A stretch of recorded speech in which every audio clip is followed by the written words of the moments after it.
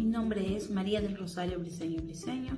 Soy estudiante de la carrera profesional de Ingeniería Ambiental de la Universidad Nacional de Moquegua, que el día de hoy les voy a hablar sobre los derrames de petróleo que ocurren en nuestros océanos y que contaminan el medio ambiente. En los últimos 60 años, decenas de accidentes de navíos han provocado el derrame de millones de toneladas de crudo al mar en diferentes océanos de nuestro planeta. Sin embargo, las catástrofes más devastadoras no han tenido lugar en una embarcación, sino en plataformas petrolíferas, confirmando que, pese a los años y los avances tecnológicos, la extracción de este combustible es imperfecto y continúa atentando contra la naturaleza. Es lo que sucedió en junio de 1979. La plataforma Ictox 1, un pozo exploratorio de petróleo localizado en el Golfo de México, explotó y ocasionó el derrame de 560 millones de litros de petróleo. El 20 de abril del 2010, la plataforma petrolífera Deepwater Horizon, situada en las aguas de México, explotó, ocasionando el derrame de alrededor de 795 millones de litros de petróleo al mar.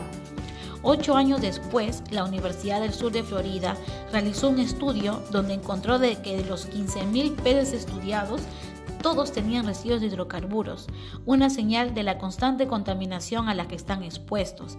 Además, que había habido un descenso de entre el 30 y 40% de la biodiversidad. Varios investigadores estiman que en el fondo marino tardará entre 50 y 100 años en recuperarse. En el Perú se realizó los reportes oficiales de derrames y se calculó que en los últimos 10 años alrededor de 9.743 barriles de petróleo han sido vertidos en todo el territorio, lo que equivaldría a 310 camiones cisternas.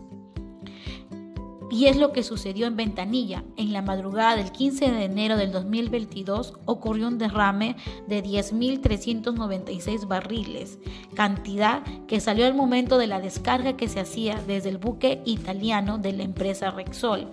Para ese entonces, 24 playas fueron contaminadas, al igual que 2 áreas naturales protegidas en la zona de Ancón. Además, una incalculable cantidad de especies de fauna marina ha fallecido y la superficie dañada se había extendido a más de 1.739.000 metros cuadrados.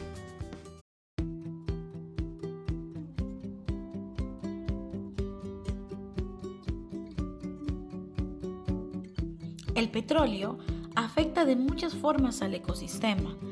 ¿Has visto las manchas negras que se forman en el agua?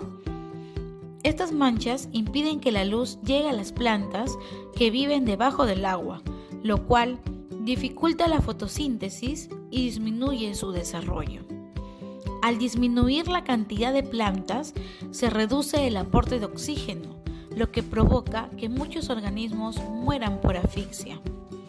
Las algas son la base de la cadena alimenticia. Al morir, detienen la cadena, provocando pérdida de vida en el ecosistema por un largo periodo de tiempo. Cuando los peces mueren, flotan en el agua, atrayendo a los animales quienes lo consumen y se intoxican con los hidrocarburos que contiene el petróleo. Las aves son uno de los animales más vulnerables.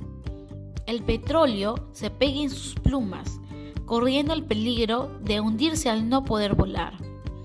Las plumas están naturalmente cubiertas por una capa de aceite que las impermeabiliza. El petróleo disuelve esta capa protectora, por lo tanto, pierden su capacidad de aislarse del agua, arriesgándose a morir por hipotermia. Además, al intentar limpiarse, ingieren grandes cantidades de hidrocarburo y se envenenan. La intoxicación por hidrocarburos se suele extender por la cadena alimenticia hasta llegar a los seres humanos. Después de que hemos hablado sobre cómo afecta el petróleo al ecosistema, nos hacemos la siguiente pregunta: ¿cómo se degrada? El petróleo experimenta en el agua de mar una serie de alteraciones físicas, químicas y biológicas conocidas colectivamente con el nombre de intemperización, y mientras se produce, la capa aceitosa continúa moviéndose y el petróleo irá degradándose, simplificándose en su composición a través de los siguientes procesos principales. Primero, la dispersión. Atenúa la película aceitosa hasta unos pocos milímetros o menos y depende de varios parámetros, entre los cuales está la viscosidad del petróleo, la tensión superficial del agua y del tiempo. Segundo, la evaporización. Es el proceso mediante el cual los compuestos de peso molecular bajo y punto de ebullición relativamente bajo se volatilizan en la atmósfera. Tercero, la disolución.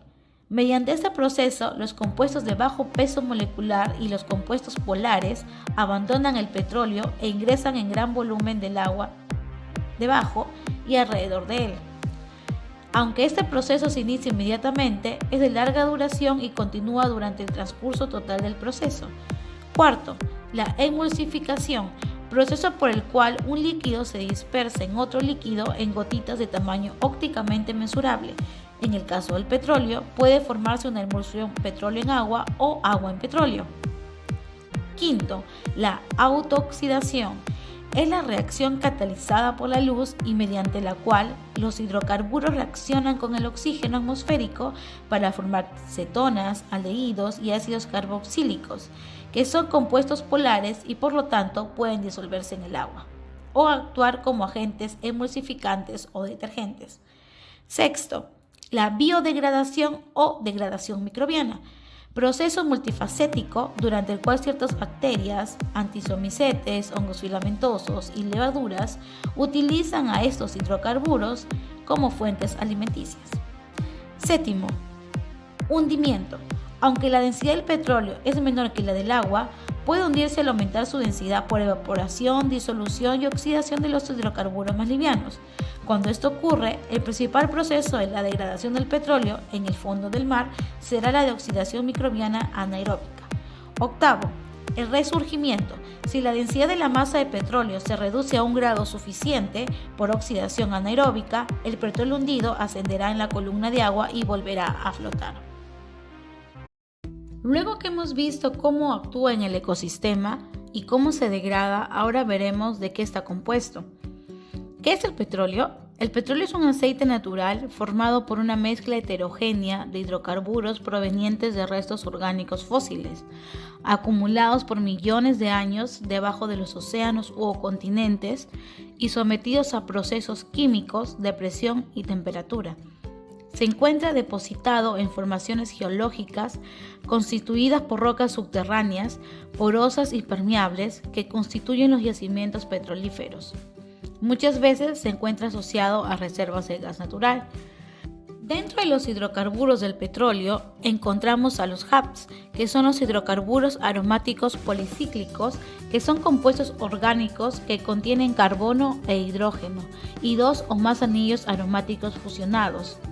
Son de particular interés en los estudios integrales de manejo costero y como parte de la evaluación de la calidad de las aguas y sedimentos, dado que su presencia se considera peligrosa para la salud del hombre y de los recursos naturales. Los HAPS se clasifican según su origen, en biogénico, petrogénico y pirogénico. Los biogénicos son producto de procesos metabólicos de organismos microscópicos. Los petrogénicos son los derivados del petróleo. Sus principales compuestos incluyen a los homólogos alquilados y no sustituidos de naftaleno, fluorenos, fenantrenos, dibenzotiofenos y crisenos. Generalmente ingresan al ambiente en fase gaseosa por evaporación de depósito y en fase líquida, derrames de crudo.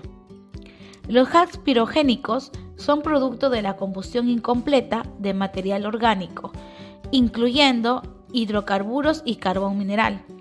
Existen más de 100 clases diferentes de HAPS, de los cuales 16 son denominados contaminantes prioritarios por la Agencia de Protección Ambiental de los Estados Unidos, debido a su amplia distribución en el ambiente y por sus propiedades mutagénicas, cancerogénicas y teratogénicas, que son los que podemos observar en la tabla. Los HAPS tienen una toxicidad variable en función de su estructura molecular, tamaño, forma de las moléculas y la presencia de sustituyentes en determinadas posiciones de los anillos bencénicos. En la siguiente tabla se especifican sus compuestos y la clasificación según la Agencia Internacional de Investigación del Cáncer, donde encontramos a 12 de estos compuestos, donde el más peligroso es el benzopireno, que es cancerígeno.